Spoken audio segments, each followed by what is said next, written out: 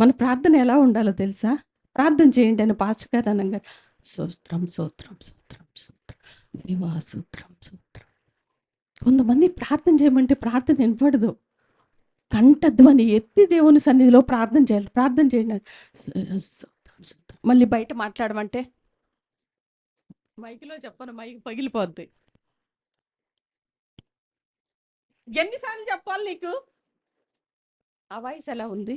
స్తోత్రం దేవా, స్తోత్రం, కాపాడి దీవించి స్తోత్రం. ఎవరు ఏం ప్రార్థన చేశారో తెలియదు. దావీదు అంటున్నాడు, దేవుని సన్నిధిలో నువ్వు ప్రార్థించేటప్పుడు నీ కంఠధ్వని ఎందుకు ఆయనకి వినపడదని గట్టిగా అరవాలా? వినపడదా ఆయనకి?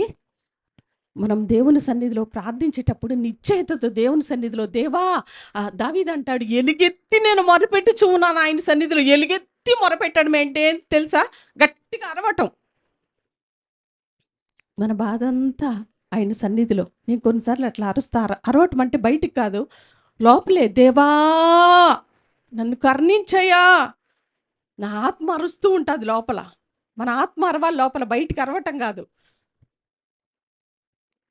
ఆ విధంగా దేవుని సన్నిధిలో ధైర్యంగా ప్రభు సన్నిధికి వెళ్ళి ప్రార్థించే విధంగా ప్రభు మనల్ని బలపరచును గాక.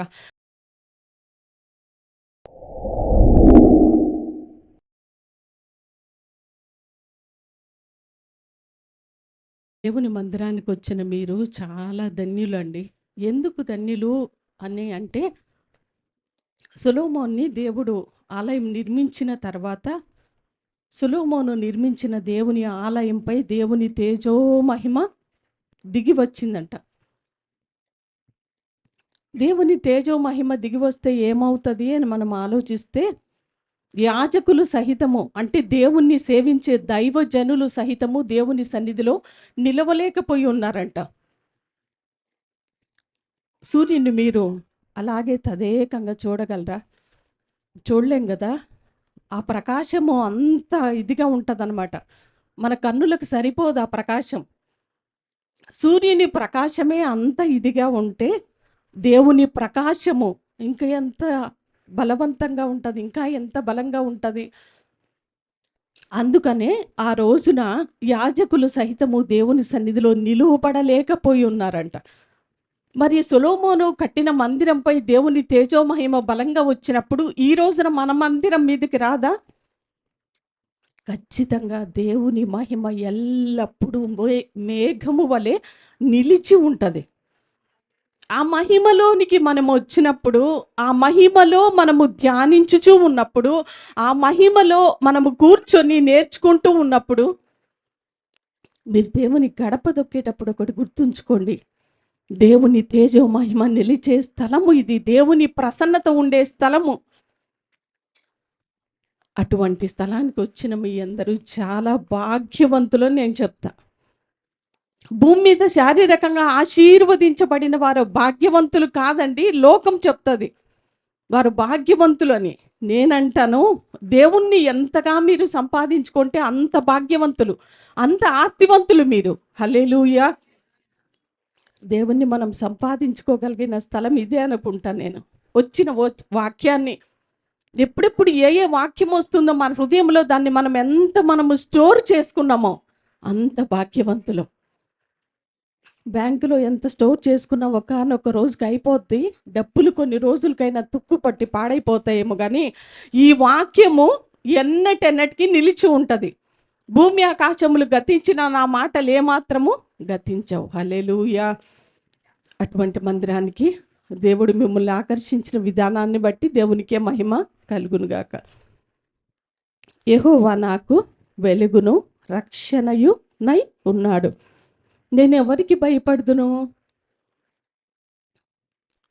దావీదుకి దేవుడు ఏమై ఉన్నాడంట? కీర్తనల్లో ఈ కీర్తనలన్నీ చెప్పబడుతూ ఉన్నాయి కదా, అప్పుడు మీరు రాసుకోండి. ఏంటి అంటే దేవుడు ఏమేమై ఉన్నాడు, భక్తులు కీర్తనాకారులు ఏమేమి వర్ణిస్తూ ఉన్నారు. నాకు చాలా నచ్చుతాయి మాటలు. దావీదు అంటూ ఉన్నాడు, దేవుడు ఏమై ఉన్నాడో అని చెప్పటం కంటే కూడా దేవుడు నాకేమై ఉన్నాడో అనేది దాన్ని నొక్కి నొక్కి చెప్తూ ఉన్నాడు. ఈ కీర్తనలో యెహోవా నాకు వెలుగును రక్షణయు నై ఉన్నాడు. దావీదు రాసిన కీర్తనలన్నిటిలో కూడా దేవుడు ఏమై ఉన్నాడో చాలా స్పష్టంగా చెప్తాడు. మీరు తీయాల్సిన అవసరం లేదు. కీర్తన 3:5లో యెహోవా నాకు ఆధారము. అలాగే 4:1లో కరెక్టే. 3:5లో యెహోవా నాకు ఆధారము. దాని నెక్స్ట్ మాట చెప్పకపోతే మనకు అర్థం కాదు. యెహోవా నాకు ఆధారము, నేను పండుకొని నిద్రపోయి మేల్కొందును. 4:1లో అంటాడు, నా నీతికి ఆధారమగు దేవా, నేను మొరపెట్టినప్పుడు నాకు ఉత్తరం ఇచ్చు వాడవు నీవే. ఇరుకులో నాకు విశాలతను కలుగు చేసిన వాడవు నీవే. దేవుడు ఎంత ప్రత్యక్షత ఇచ్చాడండి దావీదుకి. నా నీతికి ఆధారం నీ ఒక్కడివే ప్రభా. నేను ఈ రోజున ఇరుకులో ఉన్నాను, ఇబ్బందిలో ఉన్నాను, బాధలో ఉన్నాను అని నిరుత్సాహ స్థితిలో నేను పడిపోయి అయితే లేను. అలాగని నిరుత్సాహం రాలేదా? చాలాసార్లు దావీదు జీవితంలో ఎంత నిరుత్సాహమో, ఎంత భయపడిన సందర్భాలు కూడా ఉన్నాయి. భయపడి అలాగే ఉండిపోలేదు. కానీ దావీదు అంటాడు, గాఢాంధకారపు లోయలో నేను నడచినను ఏ అపాయమునకు నేను భయపడుకుందును. ఎందుకు? నీవు తోడయ్యిందువు, నీ తుట్టుకర్ర నీ దండము నన్ను, ఇంకెందుకు నాకు భయం? నీవే ఉన్నావు నాతో, నీవే ఆధారంగా నాకున్నావు. ఒకసారి 18:1 చదవండి. ఆ మాటలు అండర్లైన్ చేసుకొని కంటత చేస్తే బాగుంటుంది అనుకుంటున్నా. 18:1 చదవండి.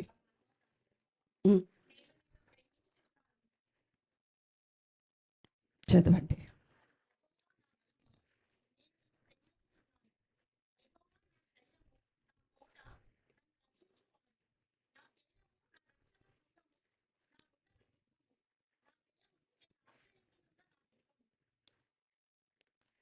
నెక్స్ట్ వచనం.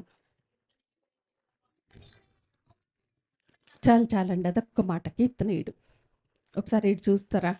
ఎన్ని మాటలు చెప్పాడండి దావీదు. మనం చెప్పగలమా? ప్రభువా, నా బలమా, నా శైలమా, నా కోట, నన్ను రక్షించువాడు, నా కేడము, నా రక్షణ శృంగము, ఉన్నత దుర్గము. కీర్తనీయుడు.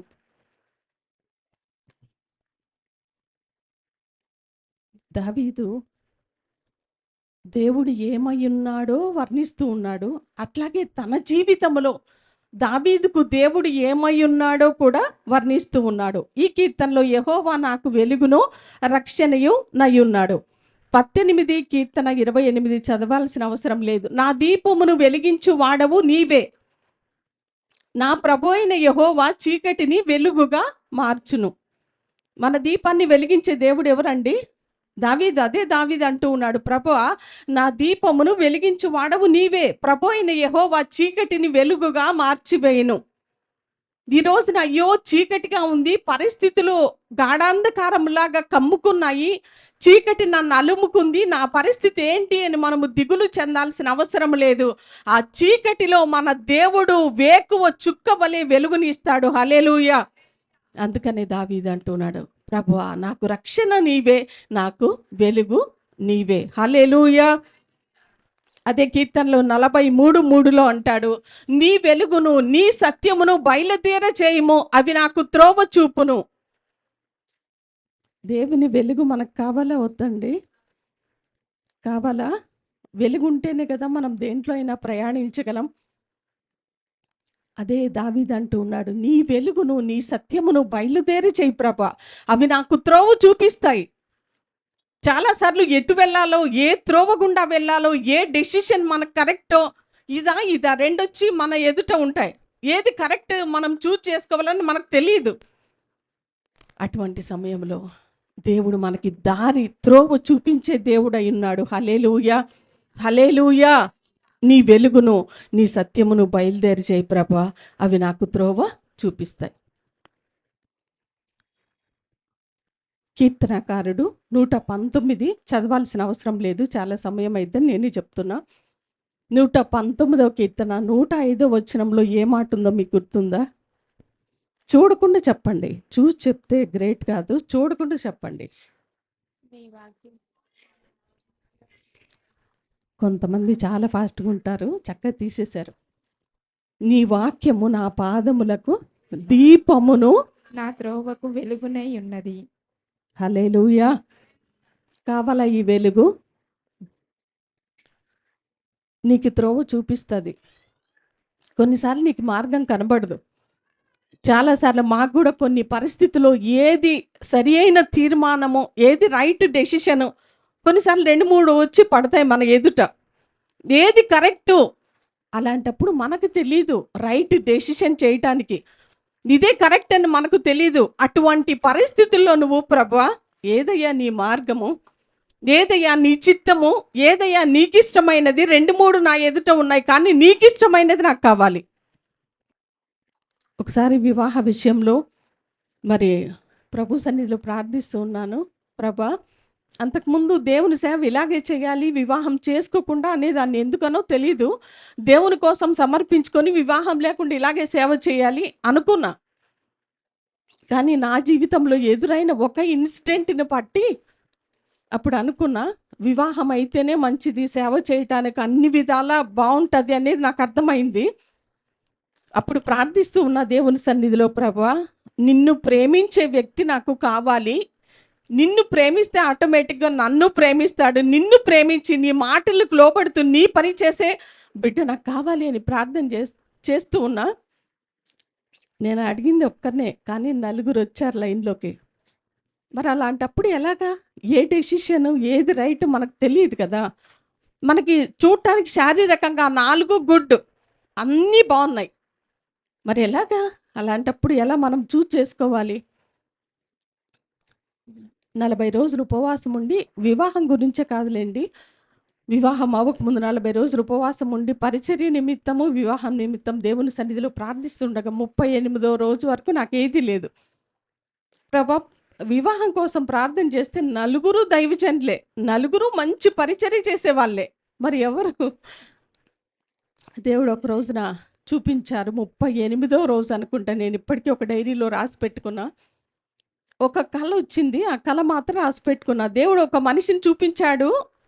ఒకళ్ళు వచ్చి నాకు ఒకటి ఇచ్చేసి వెళ్ళారనమాట. కాకపోతే ఆ మనిషి ఫేస్ అనేది నాకు కనబడలా. అక్కడ కూడా నేను ఆలోచిస్తూ ఉన్నా, ప్రభా, చూపించావు కరెక్టే, ఏదో ఒక ఆనవాలు ఇది వచ్చి ఇచ్చేసి వెళ్ళారు కరెక్టే, మరి మనిషి ఎవరు? ఏ దేవుని సన్నిధిలో ఎదురు చూస్తున్నా. దాని సమయంలో ఆ కళ ఎలా వచ్చింది, ఆ కళను యాజ్ ఇట్ ఈజ్గా దేవుడు నా జీవితంలో నెరవేర్చాడు. నేను ఒకటే అన్నా, ప్రభా, నువ్వు నడిపించయ్యా, నాకు ఆలోచన చెప్పయ్యా, నేను ఎలా చూజ్ చేసుకోవాలో నాకు తెలియదయ్యా, నీ ఆలోచన చేత నన్ను నడిపించయ్యా. హల్లెలూయా, హల్లెలూయా. దావీదంటూ ఉన్నాడు, యెహోవా నాకు వెలుగును రక్షణయునై ఉన్నాడు, నేను ఎవరికి భయపడుదును? యెహోవా నా ప్రాణదుర్గము, ఎవరికి వెరెతును? నా శరీర మాంసము తినుటకై దుష్టులు నా మీదికి వచ్చినప్పుడు, నన్ను బాధించు శత్రువులు నా మీదికి వచ్చినప్పుడు, నాతో యుద్ధము చేయుటకు దండు దిగినను నా హృదయము భయపడదు. నా మీదికి యుద్ధము రేగినను దీనిలో నేను ధైర్యము విడవకుందును. చూడండి, ఈ రోజున అనేక మందిని పట్టి పీడిస్తున్న ఇది ఏంటి అని మనం ఆలోచిస్తే, భయం. ఎంత భయమో మనకి. ఏంటి భయం?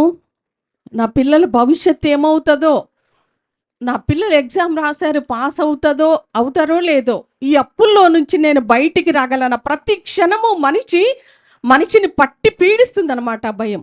దావీదు అంటూ ఉన్నాడు, అంత సింపుల్గా, అంత ధైర్యంగా ఒక దండి నా మీదికి వచ్చి మోహరించిన నేను అస్సలు భయపడను. ఏంటండి దావీదుకి అంత ధైర్యము? నేను చాలా విషయాల్లో చాలా పిరికిదాన్నే, కానీ దేవుని ఆత్మ మనలో ఎప్పుడైతే నిలిచి ఉంటుందో, దేవుని వాక్యము సమృద్ధిగా మనలో ఎప్పుడైతే ఉంటుందో, దేవుని మీద ఆధారపడే ప్రజలంగా మనం ఎప్పుడైతే ఉంటామో, చూడండి, భయపడం. చాలామందిని చూడండి, దేవుని ప్రేమించే బిడ్డల్ని, దేవుని పైన ఆనుకునే బిడ్డల్ని, ఆధారపడే బిడ్డల్ని చూడండి, పెద్ద వచ్చి పండలాంటిది మీద వేసినా కూడా అట్లాగే ఉంటారు, తొనకరు వాళ్ళు.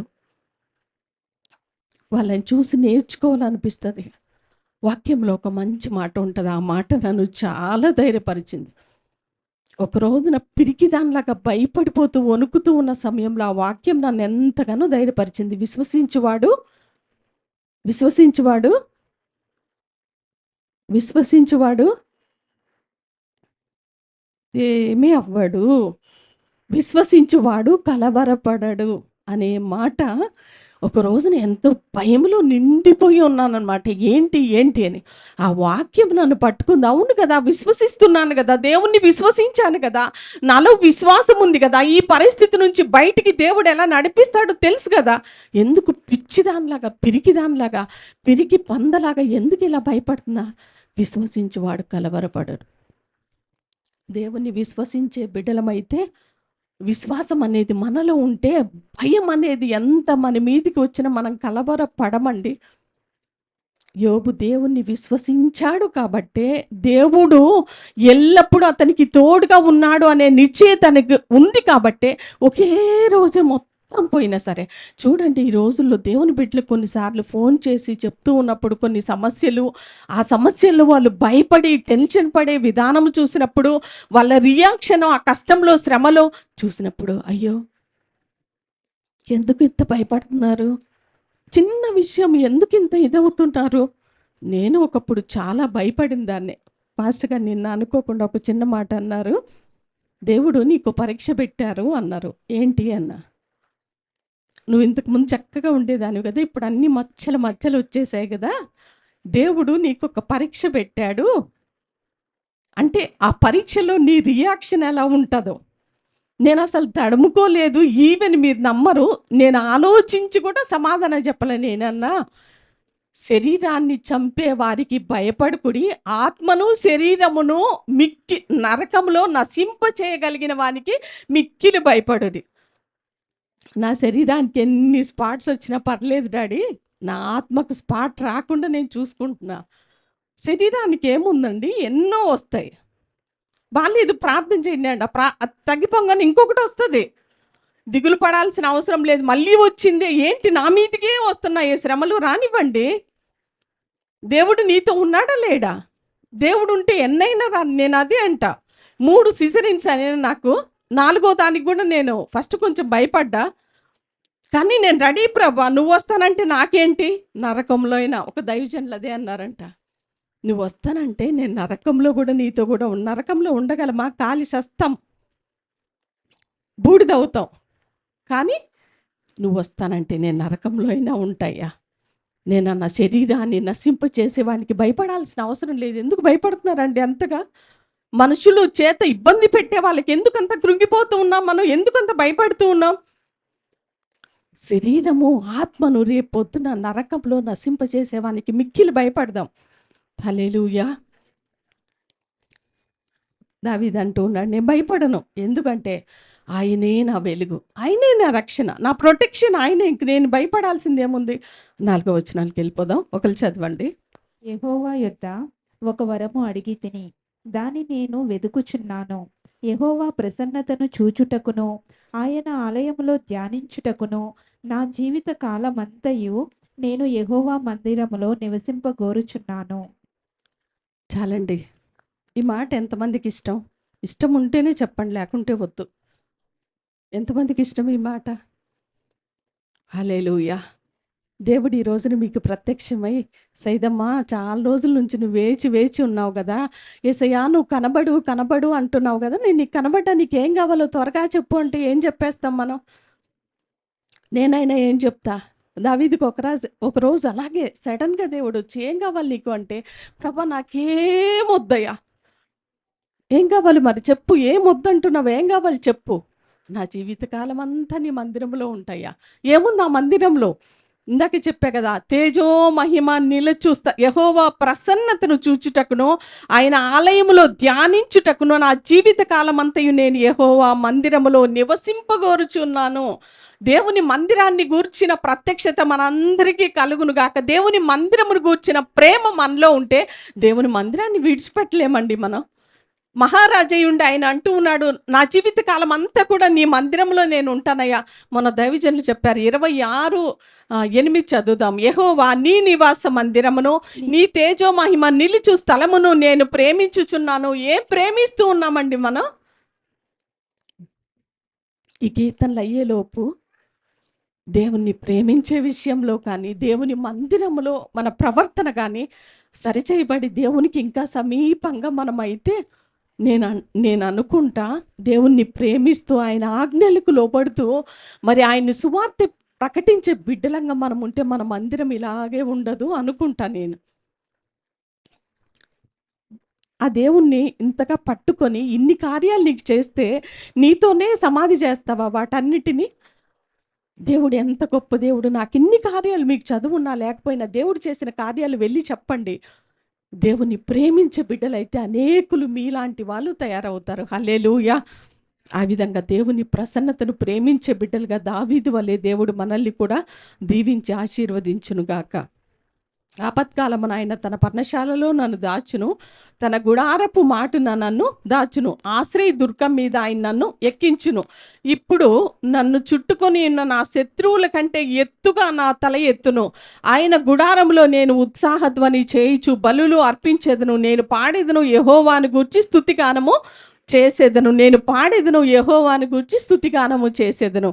నీవు అనుకుంటూ ఉంటావు, ఎప్పుడు నా శత్రువులు వాళ్ళు వీళ్ళు అలా ఉంది పరిస్థితి, ఎప్పుడు నేను నిందకు గురి కావాల్సి వస్తుంది, అవమానానికి గురి కావాల్సి వస్తుంది, నా శత్రువుల విషయంలో నేను చాలా బాధపడుతూ ఉన్నాను. బాధపడాల్సిన అవసరం లేదు. మన శత్రువుల విషయంలో, మన క్షేమాన్ని కోరని వాళ్ళ విషయంలో మనం బాధపడాల్సిన అవసరం లేదు. దేవుడు అంటూ ఉన్నాడు, వాళ్ళందరికంటే ఉన్నతముగా నేను నిన్ను హెచ్చిస్తాను.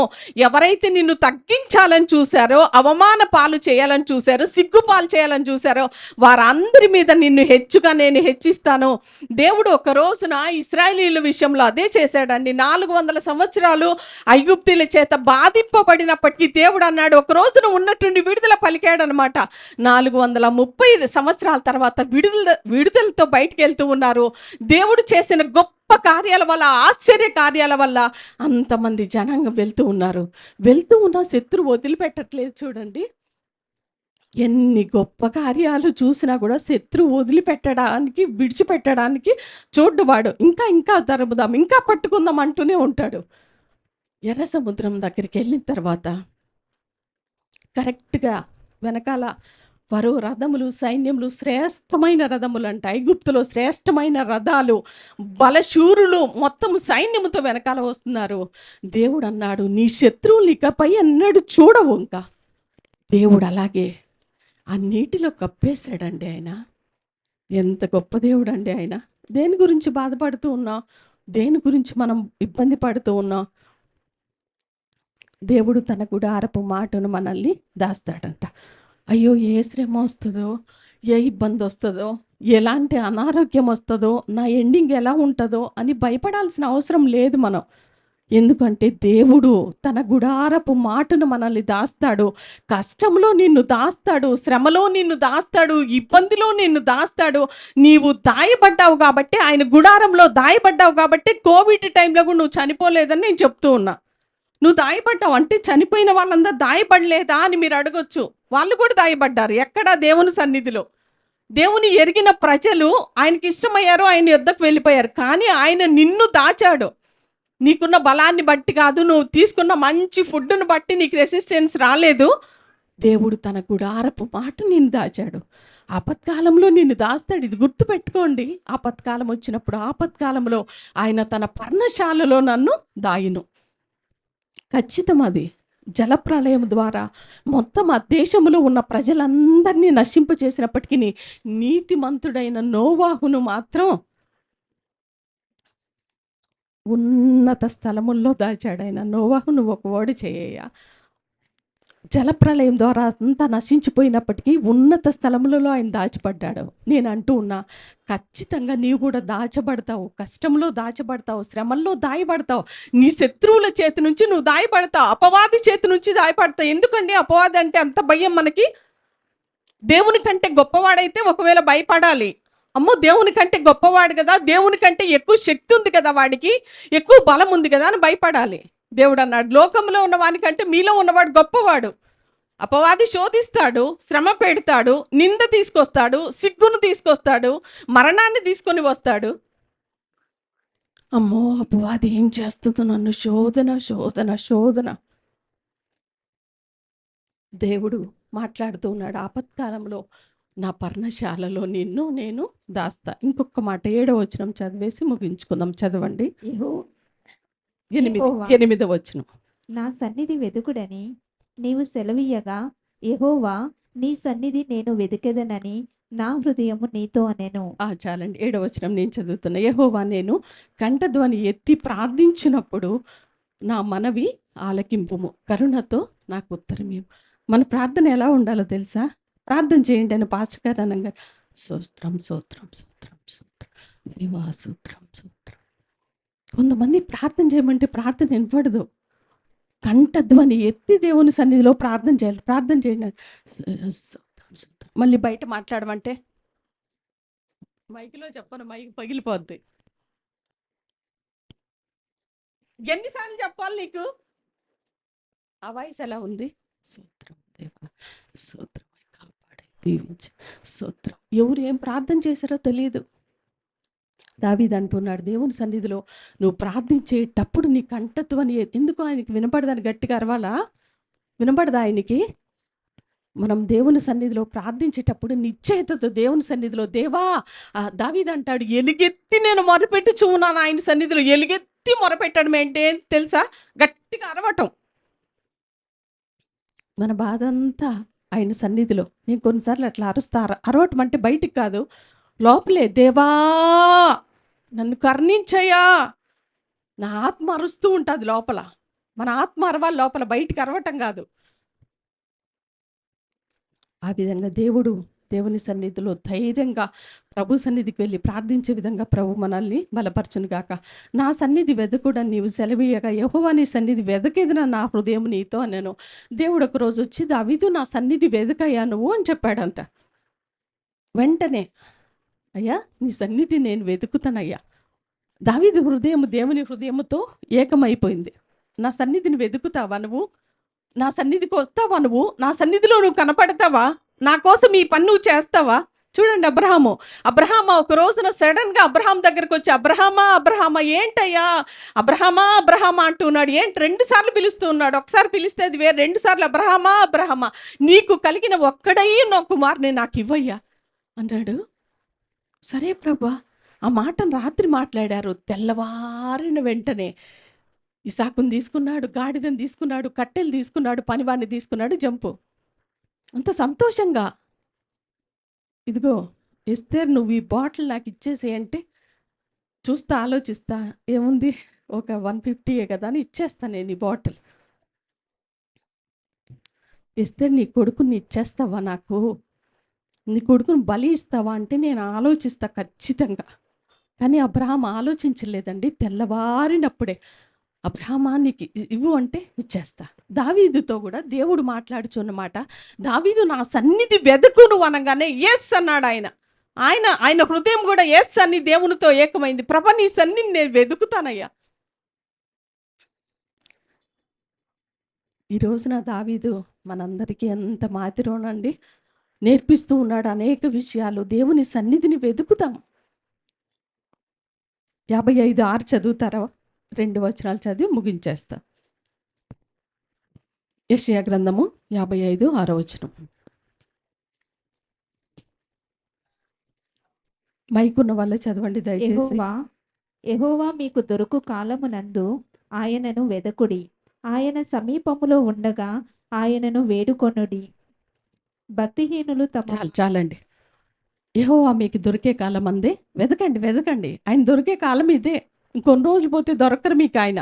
ఎందుకు దొరకరు? ఖచ్చితంగా చెప్తున్నా, దొరకడు ఆయన. వెతికే సమయంలోనే, మనకి అవైలబుల్గా ఉన్న సమయంలో వెతికితేనే దొరుకుతాడు. కానీ ఇంకా నేను మీకు కనపడను, నీకు ప్రత్యక్షం అవును అన్న సమయంలో మనం వెతికి మొత్తుకున్న, కన్నీళ్ళు కార్చిన, మోకరించిన, ఉపవాసము చేసిన దొరకడండి ఆయన. చాలా సమీపంగా ఉన్నాడు ఆయన ఈ రోజుల్లో. నాకు తెలిసి మనస్ఫూర్తిగా మనం వేడుకుంటే, ప్రభువా అంటే మనకి చాలా దగ్గరలో ఉన్నాడు ఆయన. ఆయన సమీపం అందుంటే కానీ వేడుకోండి. 105:4 చదవండి. కీర్తనలు 105వ కీర్తన 4వ వచనం. యెహోవాను వెదకుడి, ఆయన బలమును వెదకుడి, ఆయన సన్నిధిని నిత్యము వెదకుడి. చాలండి. ఎప్పుడెప్పుడు వెతకాలంటే ఆయన సన్నిధిని? ఆయన బలమును వెదకండి, ఆయన సన్నిధిని నిత్యము వెదకండి. అంటే ఆల్వేస్, ఎప్పుడు వెతుకుతూనే ఉండాలి దేవుని సన్నిధిని. అదేంటండి, మేము జాబ్కి వెళ్తాం కదా, మేము పని చేసుకుంటూ ఉంటాం కదా, అక్కడ ఎలా వెతకాలి అని అడుగుతారేమో. మా పనులు మేము ఉంటాం కదా, బిజీగా ఉంటాం కదా, ఎలా దేవుణ్ణి వెతకాలి అని అడుగుతారేమో. వెతికే మనస్సు మీకుంటే, నా దేవుణ్ణి ఈ రోజంతా నేను వెతకాలి, వెతికితే ఆయన ప్రత్యక్షం అవుతాడు అనే మనసు మీకుంటే, దేవుడు ఖచ్చితంగా ప్రత్యక్షం అవుతాడండి ఆయన. హల్లెలూయా. గిద్యోను కూడా ఒక రోజున గోధుమలు దుల్లుగొట్టుకుంటూ ఉన్నాడు. ఎవరికి ఆ మాట గుర్తు రావట్లా. గిద్యోను శత్రువులకు భయపడి గోధుమలు దుల్లగొట్టుకుంటూ చాటుగా భయపడుతూ ఉన్నాడు. ఆ భయపడుతూ ఉన్న గిద్యోను దగ్గరికి దేవుడు వచ్చి, పరాక్రమం గల బలాఢ్యుడా, పిరికోడు ఈయన, కానీ దేవుడు చాలా అద్భుత రీతిగా మాట్లాడుతూ ఉన్నాడు. ఆయన సన్నిధిని మనం వెతుకుతూ ఉండండి మీరు గృహాల్లో. నేను వెతుకుతూ ఉంటా, అందుకని మీకు అంత ఇదిగా చెప్తూ ఉన్నా. నేను ఇంట్లో ఏ పని చేసుకుంటూ, ఊడ్చుకుంటూ, అన్ని పనులు చేసుకుంటూ ప్రభుని స్తుతిస్తూ ఉంటా, గణపరుస్తూ ఉంటా, దేవునితో మాట్లాడుతూ ఉంటా. నాకు అసలు ఎవరు అవసరమే లేదు, ఇంట్లో కంపెనీ కావాలనేది ఉండదు. ఇంట్లో ఎవరు లేరు అనుకోండి, ఇంకా ఎంజాయ్ చేస్తా దేవునితో. నాకు ఎవరు అవసరం ఉండదు ఎక్కువగా. ఎవరన్నా ఒకవేళ ఉన్న రోజంతా 2 రోజులు 3 రోజులు ఉన్నా కొన్నిసార్లు అయ్యో అనిపిస్తూ ఉంటుంది. అంటే ఎందుకంటే దేవునితో ఉండటానికి కొంచెం అభ్యంతరం కలిగి, వాళ్ళతో ఉండటం నేర్చుకోవాలండి. కానీ నేను ఒంటరిగా దేవుణ్ణి వెతుకుతూ ఉంటా, దేవుని స్తుతిస్తూ ఉంటా. మనం వెతికితే చాలా ఆయన ప్రత్యక్షం అవుతాడు. దేవుణ్ణి వెతుకుదాం, దావీదు వలె దేవుణ్ణి వెతుకుదాం. దావీదు వలె ఆయన మందిరంలో జీవితకాలం ఉండటానికి ఇష్టపడదాం. దేవుడు మనకు వెలుగును రక్షణయు నయున్నాడు. మనము దేనికి భయపడాల్సిన అవసరం లేదు. దేవుడి కీర్తన భాగాన్ని దీవించును గాక.